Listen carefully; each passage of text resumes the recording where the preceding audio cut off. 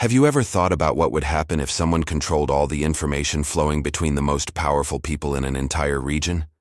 What if I told you that in 1788, on a Caribbean island dominated by sugar and slavery, one man, a man who was legally considered property, held more real power than the plantation owners who signed his sale documents? This is not a story you will find in school textbooks. This is not a tale they wanted you to know. I discovered this case while researching the hidden networks of resistance that existed across the French colonies. And I promise you, what you are about to hear will change how you understand power, intelligence, and the quiet wars fought by those who were never supposed to fight back. His name was Theodore. He could not read. He could not write. But he knew every secret that traveled across the sugar fields of Martinique. He carried letters sealed with noble wax between plantations, merchant houses, colonial offices, and military posts. They trusted him because they believed he was invisible. They spoke freely in front of him because they were convinced he understood nothing beyond simple commands.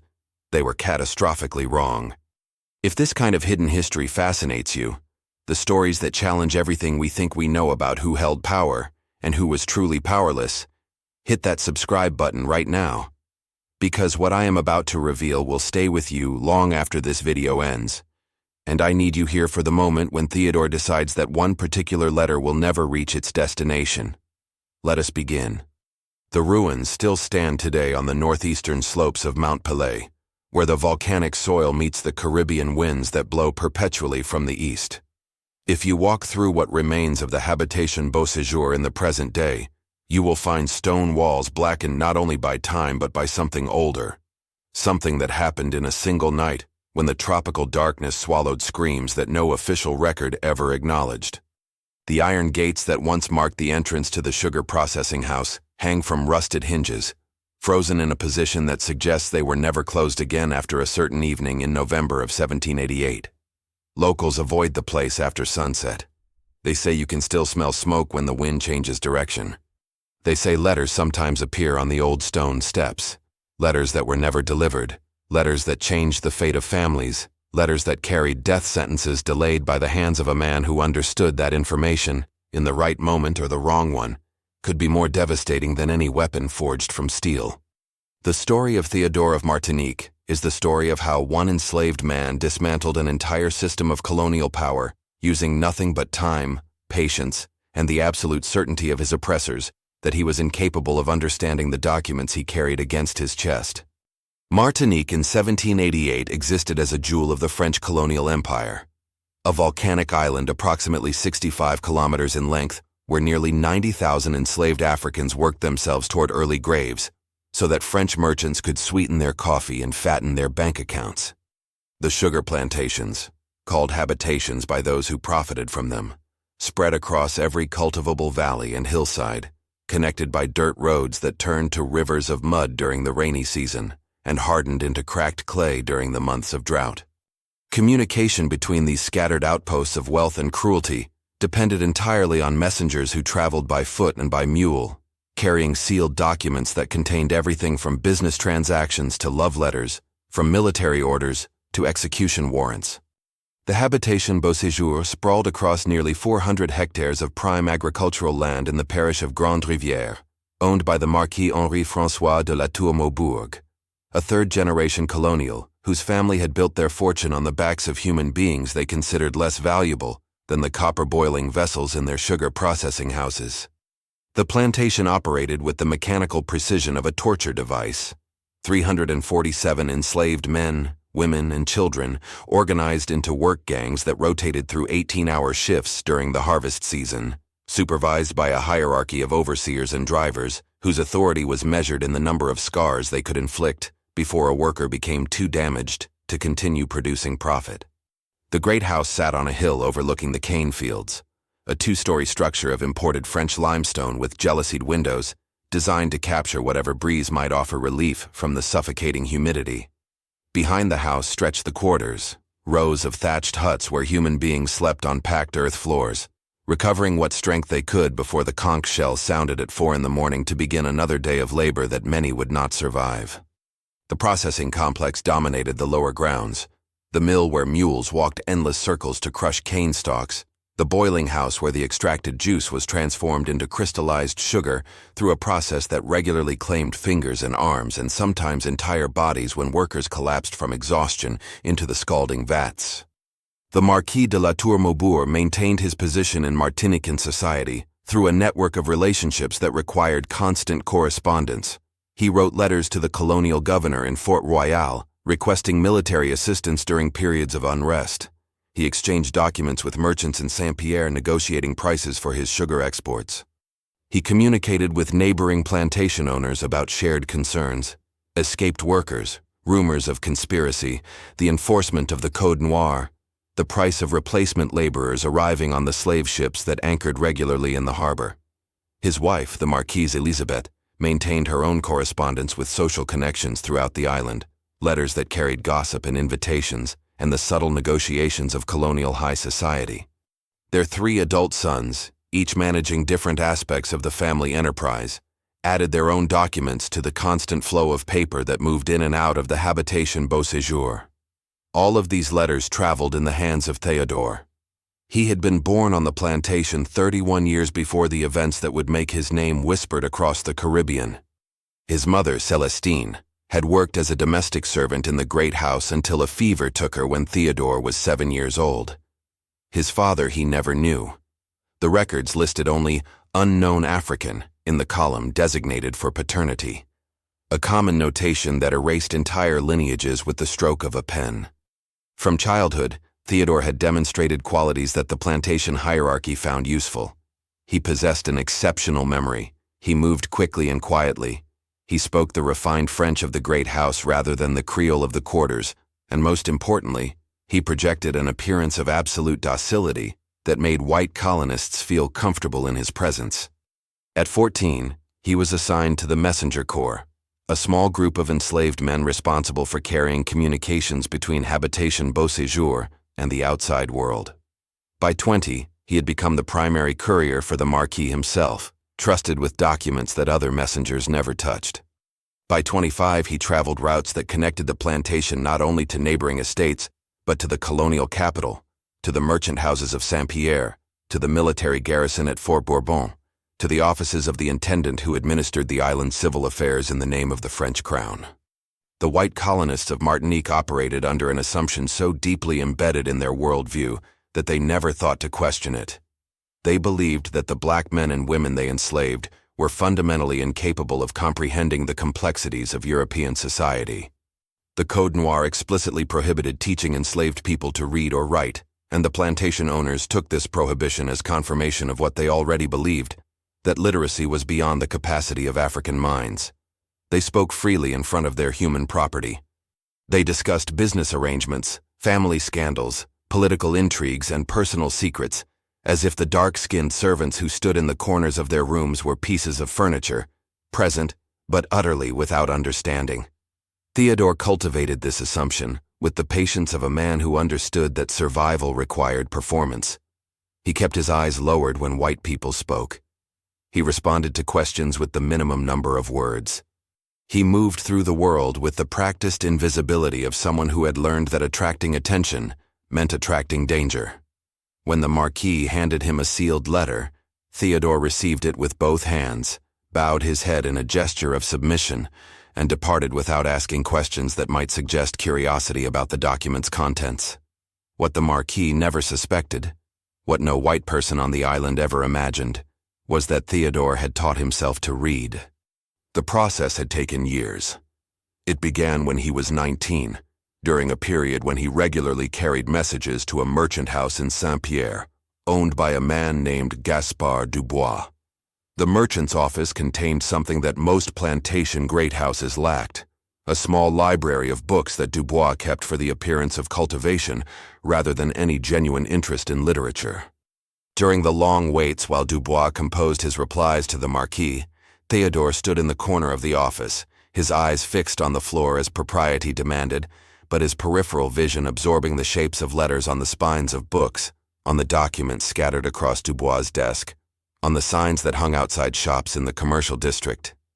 He began with his own name. He knew the sound of it, Theodore, and he searched for the corresponding shapes until he found them on a delivery manifest that listed the messengers attached to various plantations. From there, he moved to other words he knew by sound: habitation, Sucre, Saint-Pierre, Fort-Royal. Each connection between sound and symbol opened new possibilities. He started carrying small items with writing on them, labels from shipping crates, torn fragments of newspaper, the occasional discarded letter that found its way into the garbage of the merchant houses, and studying them during the hours he spent traveling between destinations. The breakthrough came when a missionary priest in Grande Rivière, Father Antoine Lefebvre, began teaching catechism to the enslaved community at Habitation Beauséjour. The law required plantation owners to provide religious instruction to their human property. The Code Noir mandated baptism and basic Christian education, and Father Lefebvre took this obligation more seriously than most of his colleagues. During Sunday sessions in the plantation chapel, he read aloud from a French Bible while the assembled workers listened. Theodore positioned himself where he could see the book as the priest read, matching spoken words to printed text, building his vocabulary syllable by syllable. By the time he reached 30, Theodore could read with reasonable fluency. He could not write. The physical skill of forming letters with a pen had proven beyond his ability to practice in secret, but he could decode almost any document that passed through his hands. The letters he carried between the Marquis and his correspondents became open books, their wax seals intact, but their secrets fully visible to the man they dismissed as an ignorant courier. If you want to follow more cases like this one, cases that shake our understanding of society and reveal hidden truths, subscribe to the channel so you do not miss any investigation. The knowledge Theodore accumulated transformed his understanding of the world he inhabited. He learned that the Marquis owed substantial debts to a banking house in Bordeaux, debts secured by the collateral of his human property, including Theodore himself. He discovered that the colonial governor was engaged in a corruption scheme involving military supply contracts. He found out that the Marquis's eldest son, Philippe, had fathered a child with an enslaved woman on a neighboring plantation and was paying the owner to keep the matter quiet. He read love letters between the Marquise and a naval officer stationed at Fort Bourbon, letters that would destroy her reputation if they became public. He absorbed the political tensions between different factions of the colonial administration, the commercial rivalries between merchant houses, the petty jealousies and grand ambitions that drove the white population of Martinique. Most importantly, he learned about fear. The letters that traveled between plantation owners during the late 1780s carried an undercurrent of anxiety that grew stronger with each passing month. Word had reached the Caribbean of unrest in France, financial crisis, political turmoil, whispers of revolution. The colonists worried about what changes in the mother country might mean for their way of life. They worried even more about the humans they enslaved. The ratio of black to white on Martinique exceeded 8-1. A coordinated uprising would overwhelm the colonial garrison within hours. The planters lived in perpetual terror of the people they brutalized, a terror they managed through violence so extreme that it served as both punishment and warning. Theodore read the descriptions of this violence in letters that discussed the discipline of enslaved workers, as casually as they discussed the weather. He read about men whipped until their backs resembled raw meat. He read about women violated by overseers who faced no consequences. He read about children sold away from mothers who were expected to return to the cane fields the next morning, as if nothing had happened. He read about the mutilation of runaways, ears cut off, tendons severed, brands burned into flesh, and the execution of those who resisted, their bodies displayed at crossroads as warnings to others who might consider defiance. The violence of Habitation Beauséjour matched and often exceeded the brutalities described in these letters. The head overseer, a French-born man named Bernard Roussel, had built his reputation on creative cruelty. He invented punishments designed not merely to cause pain, but to destroy the human spirit, forcing workers to consume their own waste, burying resistors up to their necks near anthills, suspending victims from hooks that dislocated their shoulders, while crowds of their friends and family were compelled to watch. Roussel kept a collection of whips in his quarters, each designed for different purposes. One for everyday corrections, one for serious infractions, one reserved for the punishments he called demonstrations, which were performed publicly to remind the entire enslaved population of their helplessness. Theodore watched. He remembered. He carried letters that revealed Roussel's own vulnerabilities, gambling debts, an affair with the wife of a minor colonial official, falsified accounts that skimmed profits from the plantation's operations. He filed this information in his memory alongside everything else he learned, building an archive of secrets that existed nowhere except inside his own mind. The transformation began with a single death. Her name was Marie Claire. She was 17 years old. She worked in the cane fields alongside 300 others, distinguished only by the fact that she was Theodore's niece, the daughter of his sister Marguerite, who had been sold to a neighboring plantation when Theodore was 22. Marie Claire had been born on that other estate and had never met her uncle until she was purchased by the Marquis 2 years before her death, part of a batch of young workers acquired to replace those who had died during a particularly brutal harvest season. Theodore learned of the connection through the plantation grapevine, the invisible network of communication that linked enslaved communities across the island. He approached Marie Claire carefully, aware that any display of family affection could be exploited by overseers looking for emotional leverage. They spoke in brief moments stolen from the surveillance that governed every aspect of their lives. A few words exchanged near the water barrels, a glance shared during the Sunday religious instruction, a touch of hands when no one was watching. She was bright and defiant in ways that terrified him. She asked questions about the world beyond the plantation.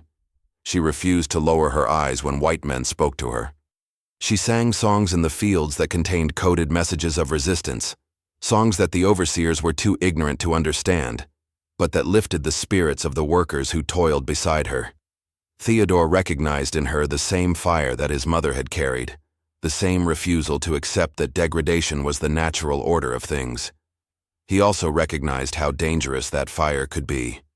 The confrontation that killed her began with a dropped basket. Marie Claire was carrying cut cane from the field to the processing area when she stumbled on uneven ground. The basket fell, spilling its contents across the path. Bernard Roussel happened to be passing on horseback. He stopped. He dismounted. He asked her if she thought his time was worth so little that she could waste it watching her clean up her own clumsiness. What happened next was reported differently depending on who told the story. The official account, recorded in the plantation's disciplinary log, stated that Marie Claire had attacked Roussel when he attempted to administer a corrective blow, and that he had been forced to defend himself. The witnesses, dozens of enslaved workers who saw everything, told a different version. Marie Claire had simply stood there, looking directly into Roussel's eyes without flinching, and that simple act of dignity had enraged him beyond reason. He beat her with his riding crop until it broke. Then he beat her with his fists. Then he dragged her to the post in the central yard and had her whipped, 50 lashes from the heavy discipline whip administered by a driver who had no choice but to obey. Marie Claire remained conscious through the first 30 strokes. She passed out before the 40th. She never woke up. Theodore was not present when it happened. He was 17 kilometers away, delivering a letter to a merchant in Case Pilot regarding a shipment of rum barrels. He learned of Marie Claire's death when he returned to the plantation that evening, entering the quarters to find his sister's child, already wrapped in canvas for burial. The funeral was held that night, as custom demanded. There was no coffin. Plantation owners did not waste wood on enslaved dead, and no ceremony beyond the brief prayers that the community offered in whispered voices. Theodore helped dig the grave in the section of unconsecrated ground where black bodies were deposited like refuse. He lowered her into the earth with his own hands. He stood at the edge of the hole as others shoveled dirt over the canvas shroud, watching the last traces of Marie Claire disappear beneath the volcanic soil of an island she had never chosen to inhabit. He did not weep. He did not speak. He simply stood there in the darkness, listening to the distant sounds of the great house where the Marquis and his family were entertaining guests with music and wine, celebrating some anniversary or business success that required their enslaved servants to work through the night preparing delicacies for white mouths. Something changed in Theodore during those hours at the graveside. The other workers saw it in his face when the sun rose the next morning, a stillness that went beyond grief, a focus that resembled calculation more than sorrow. He went about his duties as he always had, delivering letters with the same quiet efficiency, maintaining the same posture of absolute submission. But those who knew him well noticed that his eyes had changed. They no longer reflected the world around them. They looked inward at something that no one else could see. Leave in the comments. Never give up on truth if you believe that justice must reach all the oppressed. The letters that passed through Theodore's hands in the weeks following Marie Claire's burial took on new significance. He no longer read them simply to accumulate knowledge. He read them searching for weapons. He found them. The first weapon was a letter from the colonial governor to the Marquis, dated 3 weeks after Marie Claire's death. The document discussed a planned inspection of several plantations in the northern district, including Habitation Beau Séjour. The inspection was scheduled for December 15th, and the governor urged the Marquis to ensure that everything was in order, that the slaves appeared healthy and well treated, that the required religious instruction was being provided, that the provisions of the Code Noir were being followed. The letter made clear that this was a formality, a performance stage for visiting officials from France who wished to report positively on the state of the colonies. The governor assured the Marquis that with proper preparation, the inspection would proceed smoothly and reflect well on everyone involved. Theodore understood immediately what this letter meant. The plantation owners would spend the coming weeks hiding evidence of their brutalities, temporarily improving conditions, coaching their enslaved workers to answer questions in ways that satisfied curious visitors. For a brief window of time, the violence would pause. The overseers would restrain themselves. The machinery of terror would idle. He also understood something else. The inspection's success depended entirely on timing. If word of the visit did not reach the Marquis early enough, if preparations were delayed, if the wrong people arrived before the plantation was ready to receive them, the consequences could be severe. French officials had been known to penalize colonists whose operations appeared too overtly brutal. The Code Noir, for all its legalized cruelty, prohibited certain excesses that even the colonial government could not openly tolerate. Theodore delivered the letter to the Marquis on the day he received it. He maintained his performance of submission, accepting his dismissal with the usual bow of the head. But as he walked away from the great house, a plan began to form in his mind, a plan that would require patience, precision, and a willingness to accept consequences that he could not fully predict. The second weapon arrived 11 days later, a letter from the banking house in Bordeaux, to which the Marquis owed substantial debts. The document was addressed not to the Marquis, but to his primary creditor in Martinique, a merchant in Saint-Pierre named Jacques Bellamy, who held notes worth 40,000 livres backed by the Marquis's sugar production and human property. The letter informed Bellamy that the banking house was calling in debts from their Caribbean clients due to the worsening financial situation in France. If the Marquis could not produce immediate payment or renegotiate terms, the bank would pursue seizure of the collateral. Theodore understood the implications. The Marquis was financially vulnerable. His plantation's continued operation depended on maintaining the confidence of his creditors. Any disruption to his business, any scandal, any evidence of mismanagement, any legal complication, could tip him from precarious solvency into ruin. He delivered this letter as well, watching the Marquis's face as he read the contents. He saw the blood drain from those aristocratic features. He saw the tremor in those manicured hands. He saw the fear of a man who had built his entire existence on foundations that were beginning to crack. The third weapon arrived in early November. This letter came from Bernard Roussel's former employer in Saint-Domingue, the neighboring French colony that produced even more sugar than Martinique. The correspondent was responding to an inquiry the Marquis had made months earlier, asking for references before hiring Roussel as head overseer. The response had been delayed due to the chaos of Saint-Domingue's mail system, but it had finally arrived. The letter contained information that made Theodore's hands shake as he read it. Bernard Roussel had been dismissed from his previous position after beating an enslaved woman to death in circumstances that the plantation owner could not conceal from colonial authorities. He had left Saint-Domingue under a cloud of suspicion, arriving in Martinique with forged references that portrayed him as an experienced and competent manager. The real references, the ones that described him as a dangerous sadist whose presence created legal liability, had been destroyed or hidden. The Marquis did not know he had hired a wanted man. He did not know that Roussel's presence on his plantation created potential complications with colonial law.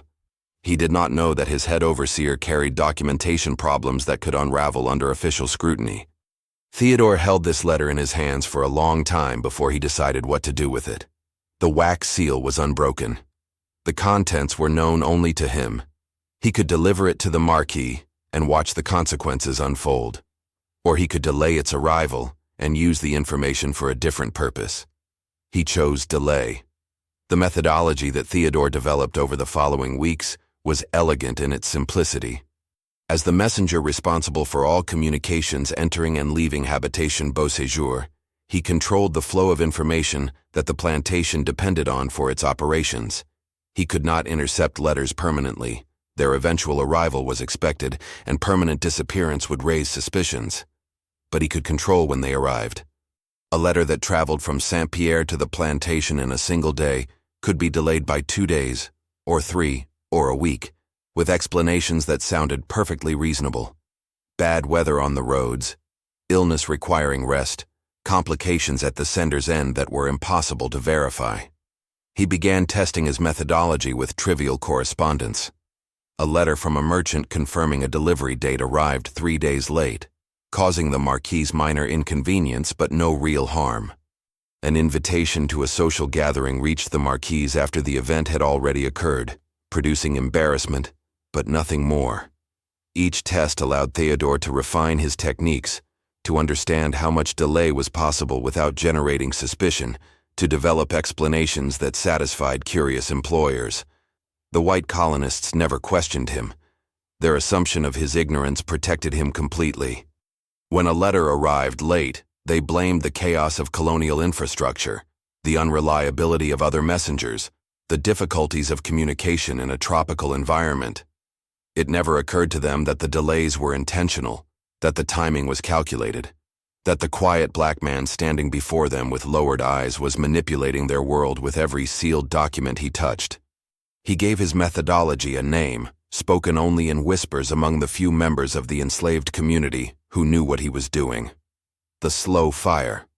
Unlike the quick violence of machetes or torches, the slow fire consumed its targets gradually, using their own systems against them, turning their dependence on information into a vulnerability that could be exploited without anyone understanding what was happening. The climax of Theodore's plan began on November 28, 1788. On that date, he was carrying 3 letters of crucial importance.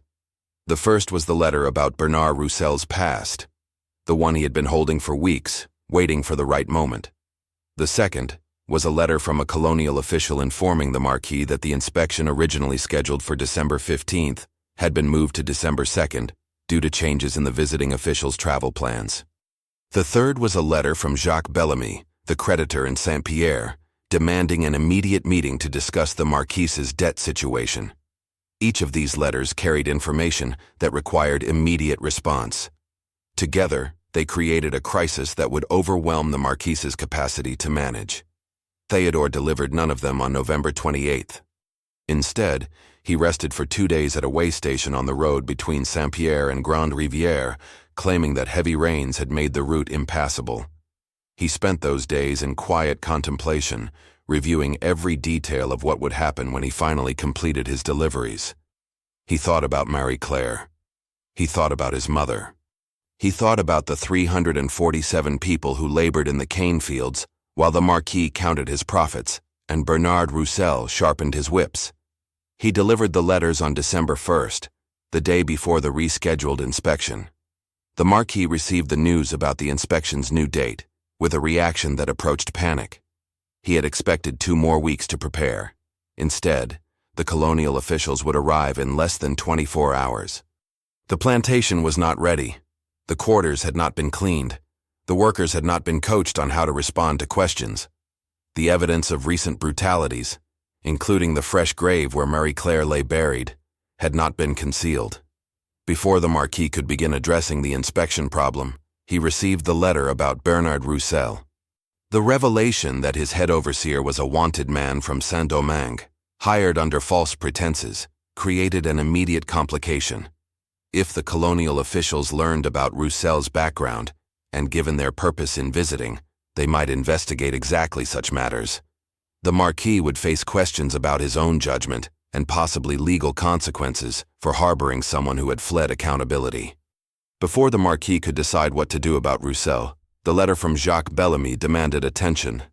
The creditor wanted a meeting that very day to discuss debt arrangements. The timing could not be worse. The Marquis needed to manage the inspection crisis and the Roussel situation simultaneously, while also dealing with a financial matter that could threaten the survival of his entire enterprise. What happened over the following 72 hours transformed not only Habitation Beau Séjour, but the entire northern district of Martinique. The inspection did not go well.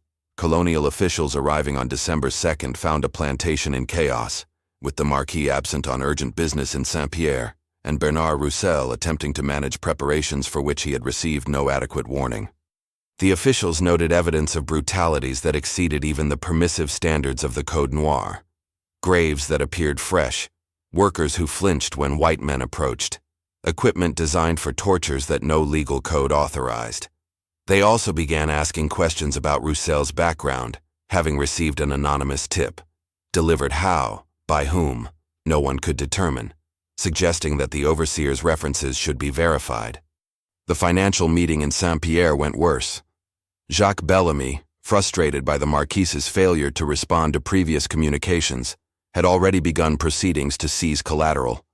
The late arrival of his letter demanding a meeting, a letter that should have reached the Marquis days earlier, had convinced Bellamy that the Marquis was deliberately avoiding him. The meeting ended with threats of immediate legal action. The Marquis returned to his plantation on December 4th to find that Bernard Roussel had fled. The overseer, learning that colonial officials were investigating his past, had abandoned his position and disappeared into the night, leaving behind debts of his own and evidence of the falsified documents he had used to obtain employment. His departure threw the plantation's operations into disarray. The drivers who reported to him did not know who now held authority. The work gangs fell behind schedule. The sugar processing continued inefficiently without adequate supervision. Meanwhile, word began to spread. The anonymous tip about Roussel had come from somewhere. The information could only have been known by someone with access to correspondence that the Marquis had never shared publicly. Other plantation owners in the region, hearing about the debacle at Habitation Beau Séjour, began wondering if their own secrets were equally vulnerable. They began examining their messenger systems with new suspicion. They began considering the possibility, unthinkable, unprecedented, terrifying, that the enslaved people they trusted to carry their most sensitive communications might actually understand what they were carrying. The fear spread faster than any letter could travel.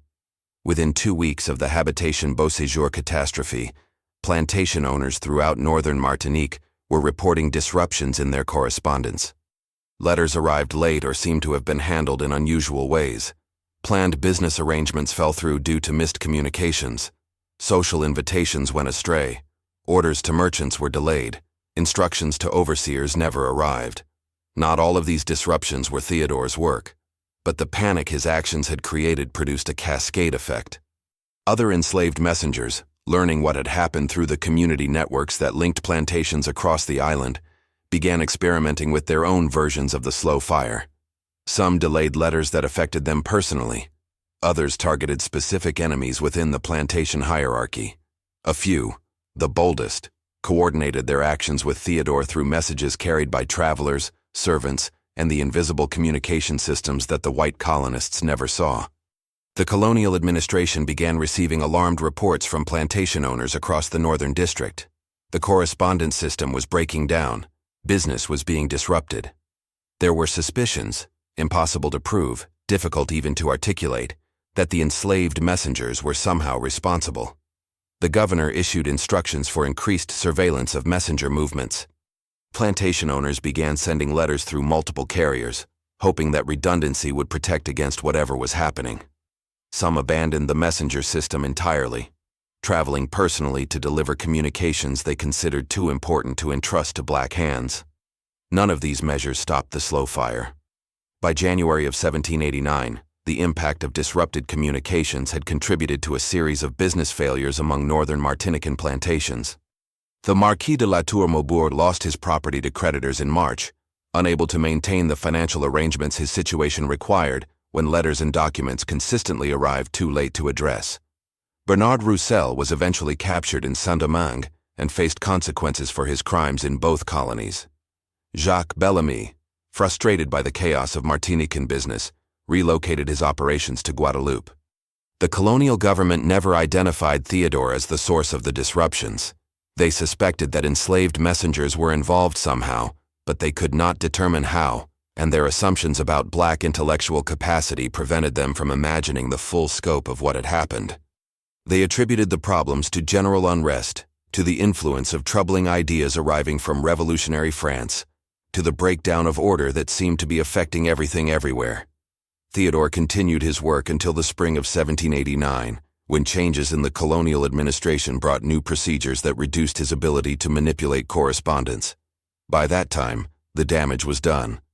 The Northern District's plantation system had been destabilized in ways that would take years to repair. The confidence of the planter class in their communication networks never fully recovered. And word of what had happened, what one man had accomplished using nothing but timing, patience, and the weaponization of his oppressor's contempt, had spread throughout the Caribbean. They called him many things in the years that followed. Some called him a thief who had stolen letters that did not belong to him. Others called him a destroyer who had ruined honorable men through deception. But in the communities of the enslaved, in the quarters where people gathered after dark to whisper about hope and resistance, they called him the master of delays, the man who had proven that power did not always belong to those who held whips. The methodology he developed, the slow fire, did not die with his personal campaign. Other messengers in other colonies learned about his approach through the networks that connected black communities across the Caribbean. They adapted his techniques to their own circumstances. They taught the next generation how information could be manipulated, how timing could be weaponized, how the systems that oppressed them contained vulnerabilities that careful observation could reveal. The colonial archives contain reports from Martinique, Guadeloupe, Saint-Domingue, and other French Caribbean territories describing suspicious delays in correspondence during the years leading up to the great upheavals of the 1790s. Historians have traditionally attributed these disruptions to the chaos of revolutionary times, to the breakdown of colonial infrastructure, to the general disorder that preceded the transformative events of the Haitian Revolution. But some researchers now suggest a different explanation. They suggest that Theodore's slow fire had ignited a regional phenomenon, a coordinated campaign of informational resistance that contributed to the weakening of the plantation system across the French Caribbean. The hunt for Theodore began in February of 1789, when colonial officials finally accumulated enough evidence to identify him as a suspect in the correspondence disruptions. The investigation was led by a military officer named Captain François Duval, a man known for his methodical approach to problems involving the enslaved population. Duval understood that he was dealing with something unprecedented, an act of resistance that operated through intelligence rather than violence, and he approached the matter accordingly. The evidence against Theodore was circumstantial but compelling.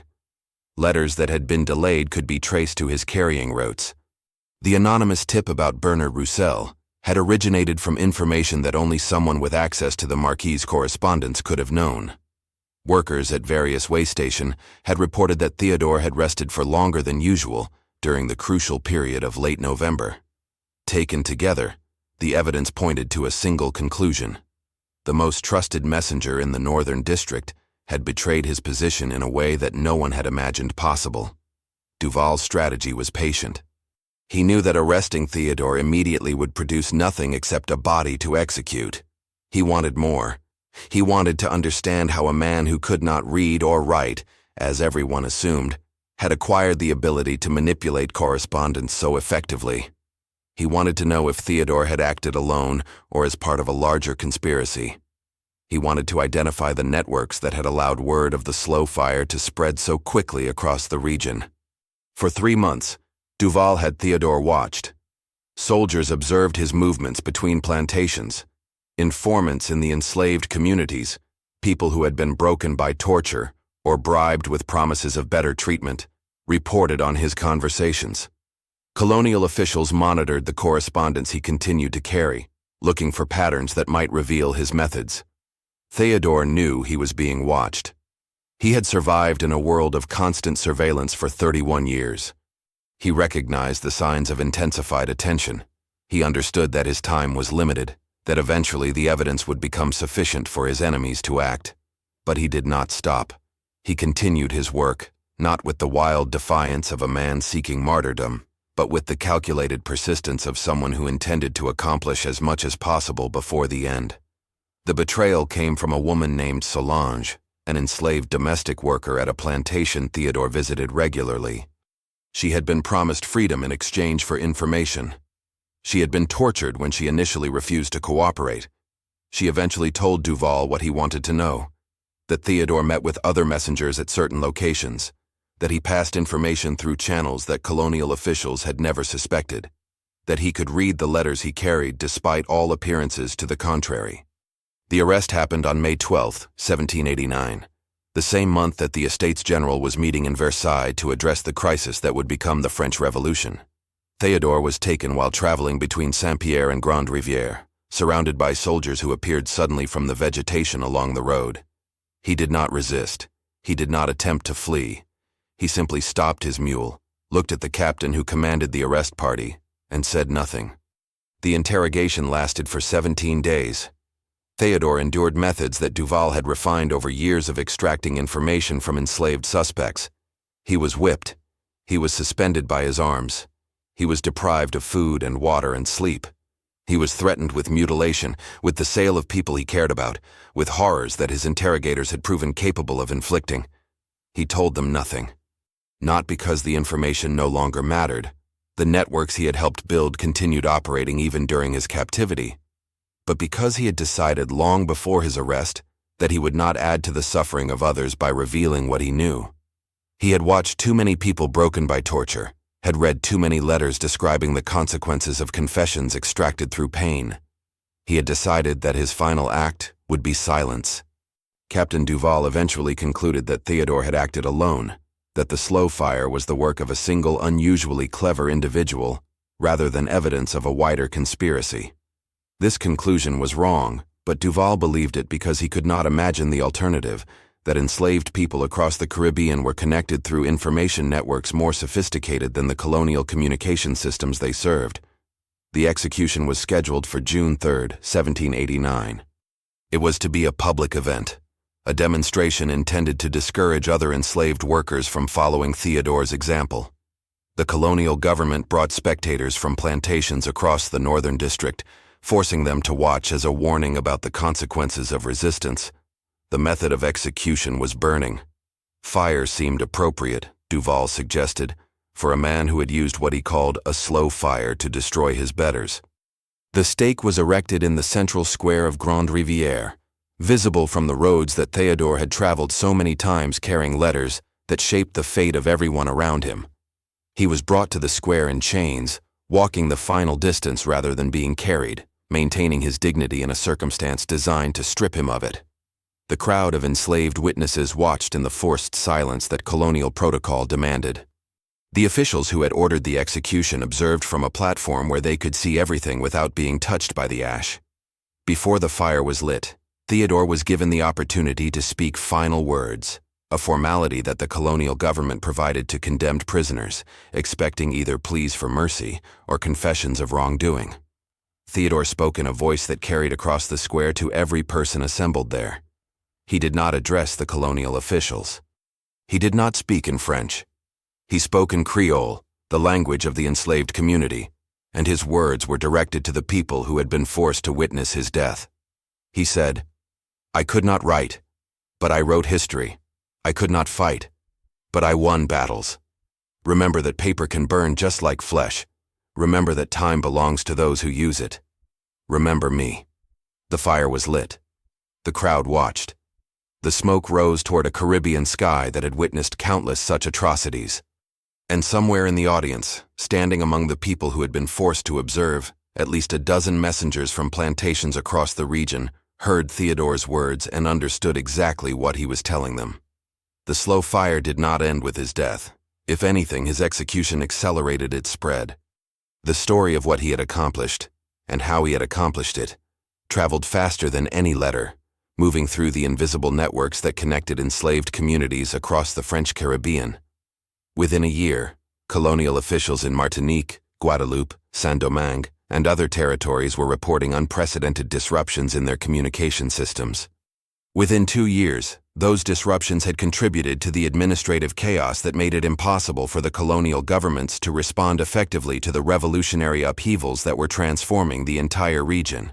Historians debate the extent of Theodore's influence on subsequent events. Some argue that he was a minor figure, whose story has been exaggerated by later generations, seeking heroes in the archives of resistance. Others suggest that the methodology he developed, the strategic manipulation of information systems, represented a crucial innovation in the repertoire of enslaved resistance, one that influenced the planning and coordination of the movements that eventually destroyed slavery throughout the Caribbean. What is certain is that his memory survived. In the decades following his death, travelers to Martinique reported hearing songs about a messenger who had carried letters between plantations. Letters that somehow always arrived at exactly the wrong moment for the people who had written them. Workers in the cane fields told stories about a man who had proven that knowledge was power, even for those who were supposed to know nothing. Elderly members of the community claimed to possess objects that had belonged to him: a leather satchel, a walking stick, a small knife that he had used to cut string from letter bundles, artifacts that carried the significance of relics. Father Antoine Lefebvre, the priest who had unknowingly helped Theodore learn to read through his catechism sessions, continued his work in Martinique until the revolutionary period made his position untenable. In his later years, living in retirement in France, he wrote a memoir that included passages about an enslaved messenger who had attended his religious instruction with unusual attention. The priest admitted that he had never understood, until he heard the stories that circulated after Theodore's execution, why that particular man had always positioned himself where he could see the pages of the Bible as they were read aloud. The site of Theodore's execution in Grande Rivière was marked by nothing official. The colonial government had no interest in commemorating the death of an enslaved man who had disrupted their operations. But the community marked it anyway, in ways that the authorities never recognized. People left small objects at the location: scraps of paper, broken quills, remnants of wax seals, items that signified writing and correspondence. They did this quietly, individually, over years and then decades, until the spot became sacred without anyone having declared it so. The Habitation Beau Séjour continued operating under new ownership after the Marquis lost his property to creditors. The new owners never achieved the profitability that their predecessors had enjoyed. Workers on the plantation reported strange occurrences: letters that appeared and disappeared, documents that seemed to have been read before they were delivered, communications that arrived at inconvenient times as if guided by a hand that no longer existed in the physical world. Whether these were genuine phenomena or simply the projection of hope onto ambiguous circumstances, they contributed to the growing legend of the man who had proven that even the powerless could shape their world through intelligence and patience. The revolutionary period that began in 1789 brought transformations that Theodore did not live to see, but may have helped prepare. The enslaved population of Saint-Domingue rose in 1791, beginning a struggle that would eventually produce the independent nation of Haiti. The communication systems that connected Caribbean colonies, the same systems that Theodore had exploited, proved utterly inadequate to coordinate colonial response to these upheavals. Letters arrived late. Orders were misunderstood. Intelligence about rebel movements reached commanders after the information had become useless. Some historians have suggested that this administrative chaos was not accidental, that the networks Theodore helped create continued operating through the revolutionary years, deliberately sabotaging the information flows that the colonial governments needed to suppress the uprisings they faced. Whether this interpretation is accurate or speculative remains debated. What is clear is that the idea Theodore embodied, the possibility of resistance through intelligence rather than violence, through manipulation of systems rather than confrontation with force, became part of the intellectual heritage of Caribbean resistance movements. The strategies that enslaved people developed during this period included not only the armed rebellions that history remembers most vividly, but also quieter campaigns of disruption that targeted the administrative machinery keeping the plantation system operational. The academic discourse surrounding Theodore reflects broader disagreements about how to understand resistance under slavery. Some scholars emphasize the exceptional nature of his accomplishments, arguing that his ability to teach himself to read and his successful exploitation of the correspondence system make him a heroic figure whose story deserves celebration. Others caution against what they call the exceptional enslaved person narrative, suggesting that focusing on individuals like Theodore can obscure the collective resistance that made his actions possible, the community networks that protected his secret, the other messengers who adopted his methods, the countless unnamed people who contributed to the slow fire without leaving traces in the historical record. The popular memory of Theodore takes different forms in different contexts. In Martinique, he appears in folk songs that have been transmitted across generations, their lyrics adapted to changing circumstances, but their core message preserved. The weak can defeat the strong through patience and intelligence. In academic circles, he figures in discussions of information warfare and the historical precedents for contemporary strategies of asymmetric resistance. In the diaspora communities descended from Caribbean enslaved populations, his story circulates as evidence that their ancestors were not merely victims, but active participants in the struggle against their oppression. If you watched until here, it is because you care about these stories that marked our country forever. Leave a comment saying, "I watched until here," so I can know you and understand who really cares about the search for historical truth. Like this video if Theodore's story touched your heart. Share it so that the memory of what he accomplished will never be forgotten. The ruins of Habitation Beau Séjour still stand on the slopes of Mount Pelée, weathered by time and the volcanic eruption of 1902 that destroyed much of northern Martinique. Visitors who know the history sometimes leave objects at the old estate, papers, pens, sealed envelopes that will never be opened, in tribute to a man who proved that the flow of information could be turned against those who believed they controlled it. And in the whispered conversations that still occur in places where the descendants of the enslaved gather to remember their history, the name Theodore surfaces occasionally, attached to a lesson that his life and death exemplified. That power is never absolute, that systems contain their own vulnerabilities, that even those who seem completely helpless can find ways to shape the world according to their will. The letters he carried have long since crumbled to dust. The people he helped and harmed have been dead for centuries. The colonial system he undermined eventually collapsed under pressures far greater than any one man could create. But the principle he demonstrated, that information is power, and that control of information's timing can be as devastating as control of its content, remains as relevant as it was in 1788. He could not write, but he wrote history. He could not fight, but he won battles. He asked only to be remembered, and so he is.